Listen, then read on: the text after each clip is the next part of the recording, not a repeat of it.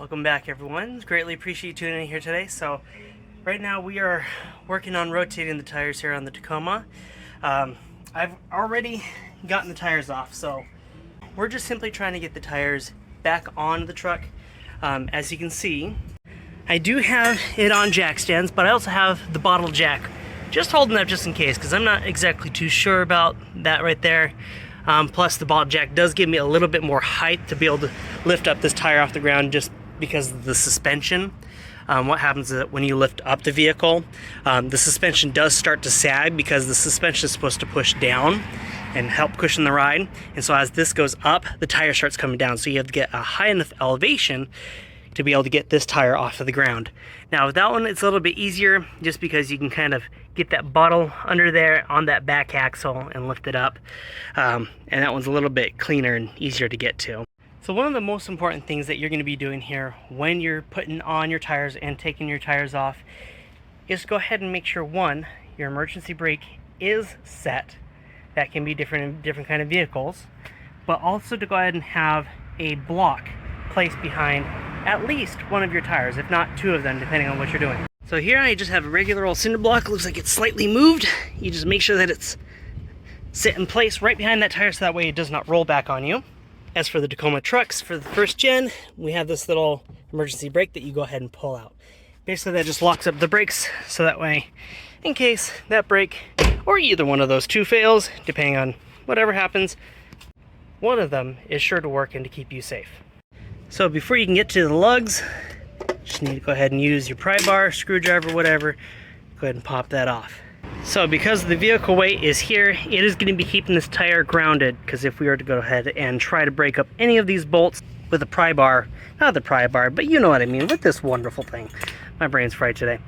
Because if we were to try to go ahead and loosen this, the tire is just going to simply rotate with it, and you're not going to get anywhere. But because the weight of the vehicle is still on the tire, we can then use our little pry bar. And I'm using this extension rod because if we were to just try to use this little pry bar alone, you're going to exert a lot more force than you need to, possibly hurting yourself or breaking something. So with this, it just takes a couple little pushes and then it breaks. Nice and easy. And it doesn't matter which way you do it. You can do it in a complete circle, you can do it in a star, whatever you feel. But right now we are just simply breaking them. We are not taking these off. We will do that once the tire is up in the air. But this is how you tighten down your tires. Now there are 4 lugs, 5 lugs, and 6 lug tires that you have to consider depending on the vehicle that you have. But as far as I know, with the Tacomas, for the first gen, they usually only have a 5-star or a 6-star lug. Now each one of these has this kind of indentation on it. Well, probably not indentation, but it's a lot smaller than the outside of the lug. And that allows you to go ahead and fit it right inside of there, which helps align the tire and keep it fastened on. So with these, you usually want to go ahead and get them hand tight, but I'll show you on the other tire how to get that mounted. But it just fits on just perfect like that, and then you can go ahead and start working on that tire. Now, once you've gotten all the lugs on, you do what I've been taught as a star pattern. So, or just go ahead and work on the opposite lug pretty much. Basically what that does is it helps mount the tire here in each different point to be able to make sure that it is tightly snug, because if you tighten this one down all the way and then try to get this one, it's not going to sit flat, but it's going to be cockeyed. So I go ahead and get that one just enough, and then go ahead and work on this one and just get it snug enough that it kind of stops there, so that way they're both kind of at an equal point. Then you do the exact same here, get it just snug enough, bring to this one, make sure it's just snug enough, go to the opposite end, make sure this one is just snug enough, and then do the same with that one. Now because the tire is up in the air, is elevated off the ground, you can't do the finished tightening of these lugs, otherwise that tire is just going to keep on spinning and spinning, and it's not going to tighten down as you need it. So because we have these somewhat tightened down, the tire isn't going to go anywhere, and the tire's fixed. I'll show you here in a little bit exactly what I mean when it comes to finishing that up. Now because I've already gotten this one taken care of, we are going to go ahead and raise it up just a tad bit. That way I can get this out from underneath. Now I've gotten that out from underneath. I've got my impact here attached to the socket. We're going to go ahead and reverse it slowly. This beats having to use that little hand crank any day. Slowly gets it down. Don't want to rush it. Right now I've got it on first speed instead of second speed because I want the torque. I don't need the speed. So you can see the whole thing's compressing back in because of that suspension. So that's why we had to get this as high as we could to be able to get that off the ground. All right. So when it comes to putting your tire on, you need to line up the holes with the spindles here. I'll typically use my feet to help me, especially when I was first doing this. Help me get it kind of lined up. Once I got it lined up, kind of use my legs to help prop it up. Get it into place, help take off some of that load off my hands, and seat it on. Get on the lugs. Doesn't matter which order that you put them on at this point.